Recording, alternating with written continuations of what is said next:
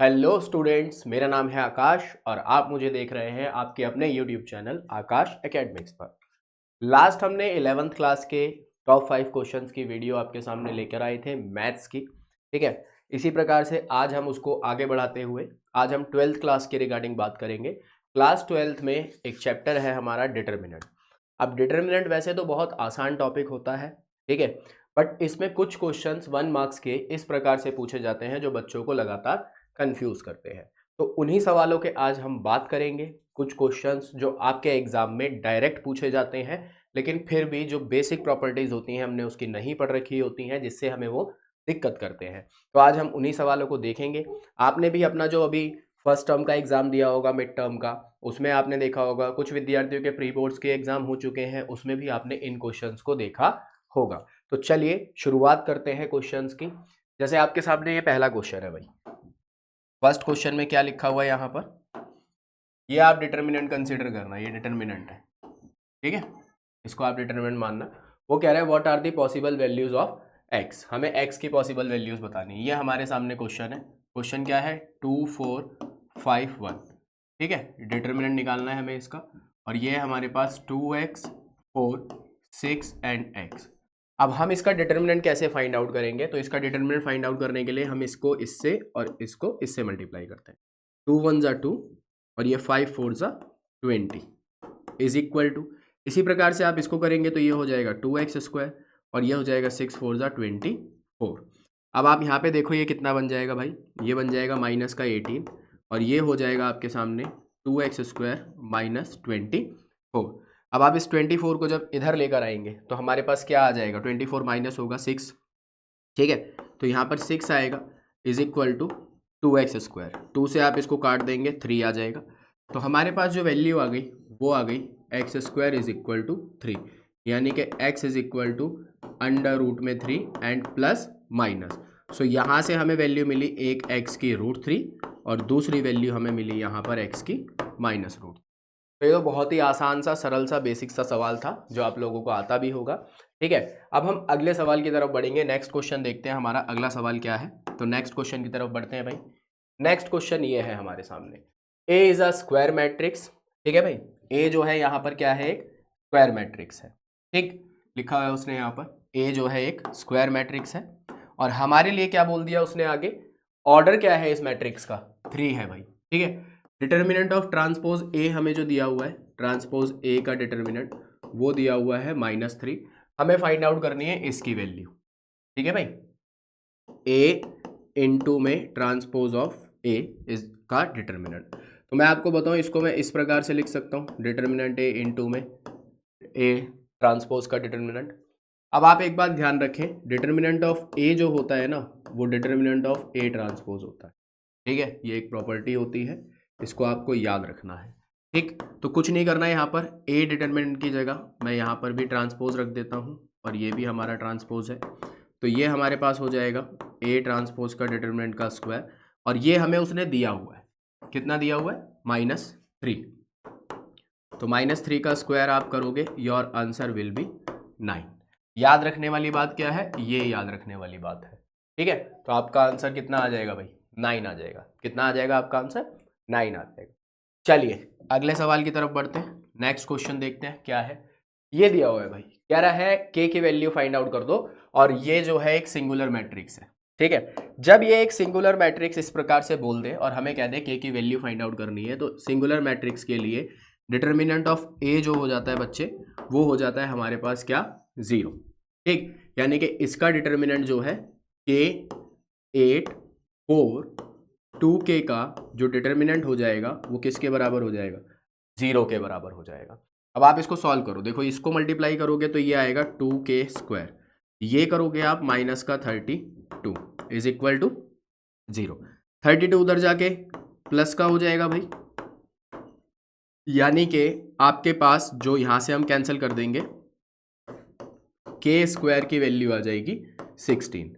तो के की वैल्यू क्या आ जाएगी बच्चों, रूट लगाएंगे 16, तो के हमारे पास आ जाएगा +-4।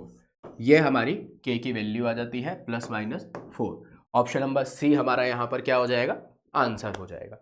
ठीक है, इस प्रकार के सवाल एग्जाम में पूछे जाते हैं और बहुत ही आसान सवाल होते हैं, बच्चे फिर भी इसको लेकर कंफ्यूज हो जाते हैं। तो कंफ्यूज नहीं होना है आपसे, जो प्रॉपर्टीज बताई जा रही हैं उनको ध्यान में रखना है।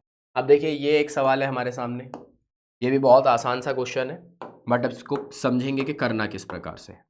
हमें दिया हुआ है A square is equal to 2a, then हमें वैल्यू निकालनी है डिटर्मिनेंट ऑफ 2a की।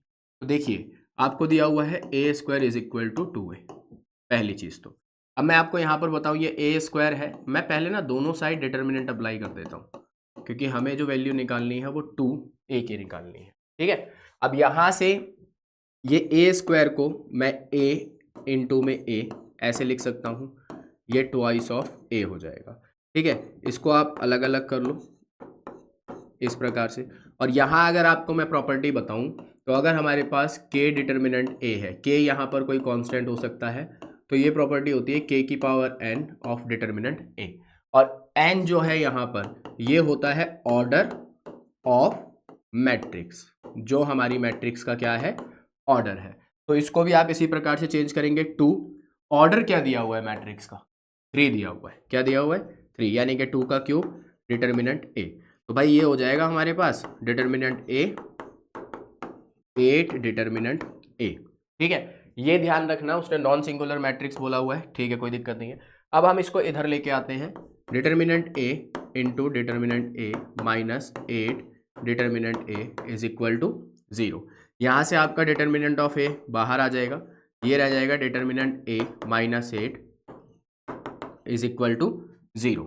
अब डिटर्मिनेंट ऑफ a को आप बराबर रखोगे 0 के, और दूसरा डिटर्मिनेंट ऑफ a माइनस 8 बराबर 0 होगा, तो यहाँ से आपको डिटर्मिनेंट ऑफ a की वैल्यू जो मिलेगी वो 8 मिलेगी। और ये हम ले नहीं सकते बराबर 0, तो क्योंकि क्या है ये एक नॉन सिंगुलर मैट्रिक्स है। अगर ये एक सिंगुलर मैट्रिक्स होती तो मैं इसको इक्वल 0 ले सकता था। तो आपके पास आ गया डिटर्मिनेंट ऑफ a की वैल्यू कितनी आ गई जी, 0 आ गई। हमें किसका मान निकालना है, 2 डिटर्मिनेंट a का निकालना है। इस प्रॉपर्टी से ही देख लो, हमें ये निकालना है डिटर्मिनेंट ऑफ 2a। तो 2 की पावर तो हो जाएगी बच्चों 3 इंटू में डिटर्मिनेंट a।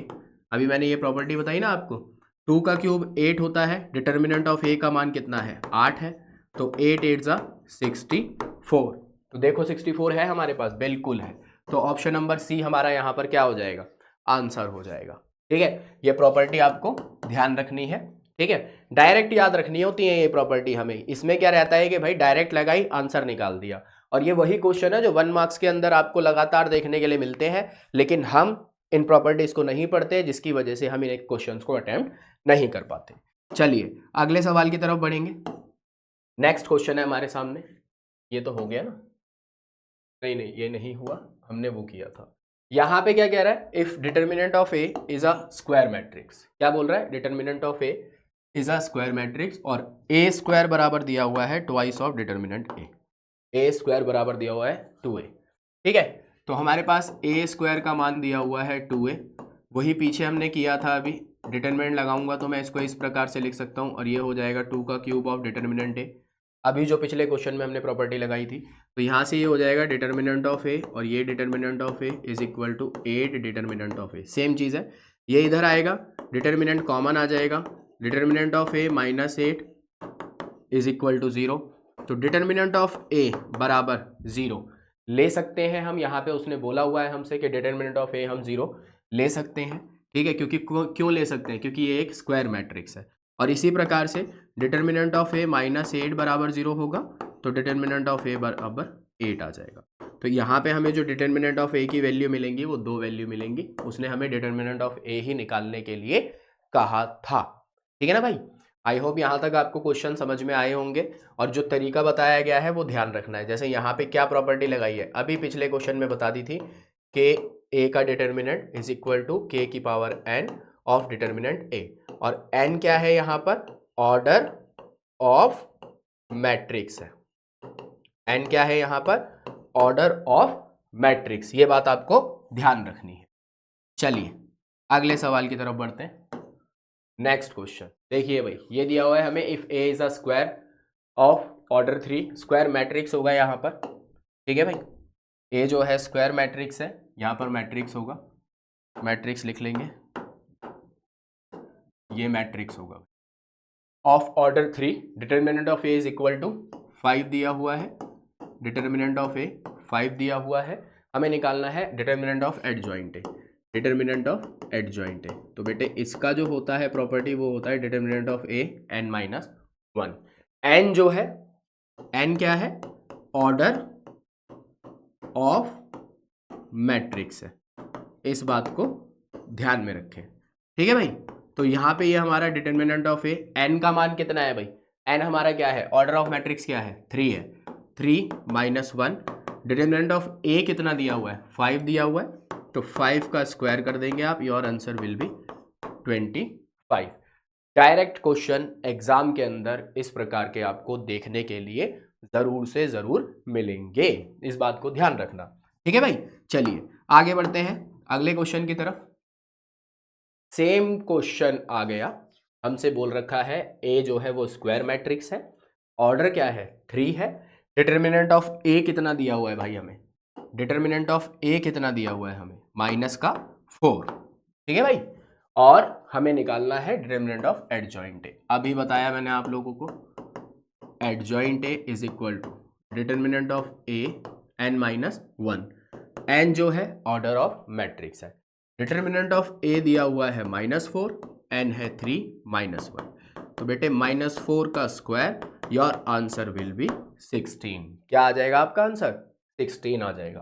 तो ऑप्शन नंबर डी हमारा सही हो जाता है, यहाँ पर 16 आंसर बिल्कुल सही होगा। चलिए आगे बढ़े अगले क्वेश्चन पे, 7 हो गए, 8वां क्वेश्चन, सेम क्वेश्चन है भाई, सेम क्वेश्चन है, ठीक है, सेम क्वेश्चन है। इसका आंसर मैं बता देता हूं, given that A is a square matrix, ठीक है जी, ऑर्डर है 3/3 का, डिटर्मिनेंट ऑफ ए हमारे पास माइनस का 4 है, हमें फाइंड आउट करना है एडजॉइंट ऑफ डिटर्मिनेंट ए, ठीक है। ये तो सेम ही हो गया क्वेश्चन, जो अभी हमने लास्ट किया है उसके जैसा ही हो गया, ठीक है। तो ये कुछ क्वेश्चंस थे डायरेक्ट प्रॉपर्टीज के बेस पर 1 मार्क्स के अंदर, जो आपके एग्जाम के अंदर पूछे जाते हैं, ठीक है भाई।